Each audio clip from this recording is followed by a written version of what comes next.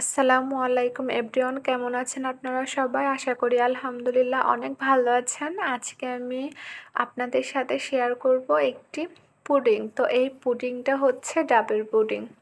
তো আমি এই প্রথম ডাবের পুডিংটা বানাচ্ছি। তো চলুন শুরু করা যাক। আমি এখানে একটি প্যান নিয়েছি, প্যানের মধ্যে 1 কাপ ডাবের পানি দিয়ে দিচ্ছি। তো এখানে দিয়ে দিচ্ছি আমি চিনি পরিমাণ মতো।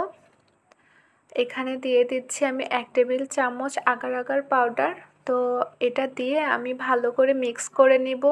তো দেখুন ভালো করে মিক্স করে নিতে হবে। তো এখন আমি চুলায় বসিয়ে দিয়েছি। এখন যতক্ষণ না পানিটি ফুটে উঠবে ততক্ষণ আমি নাড়তেই থাকবো। এই তো আমি ভালো করে নেড়ে নিচ্ছি।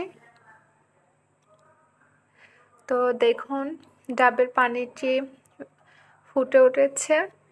তো এখন আমি আরও একবার নেড়ে দিচ্ছি।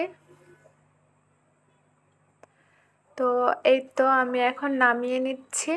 তো এখানে ডাবের কচি ডাব ছিল, তো সেখান থেকে আমি কচি নারকেলটা বের করে নিয়েছি।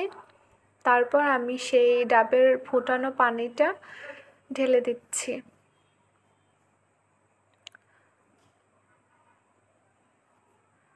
তো এখানে আমি আরও কিছুটা ডাবের শাঁস ছিল, সেটাও আমি দিয়ে দিচ্ছি। তো এখন আমি ঢাকনা দিয়ে দিচ্ছি। কিছুটা ঠান্ডা হয়ে এলে আমি ফ্রিজে রেখে দিব। এই তো আমি ফ্রিজ থেকে বের করে নিয়ে এসেছি। এখন পুডিংটা একদম রেডি হয়ে গেছে। দেখুন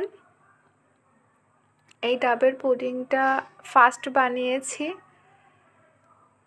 তো এই তো কেটে নিচ্ছি। দেখুন কাটতে মানে এত স্মুথলি কেটে যাচ্ছে, কাটতে অনেক ভালো লাগতেছিল, মানে অনেক স্মুথলি কেটে যাচ্ছে। তো আপনারাও এভাবে করে বাসায় পুডিং বানিয়ে নিতে পারেন, একদম ঝটপট। সবাই ভালো থাকবেন। আসসালামু আলাইকুম।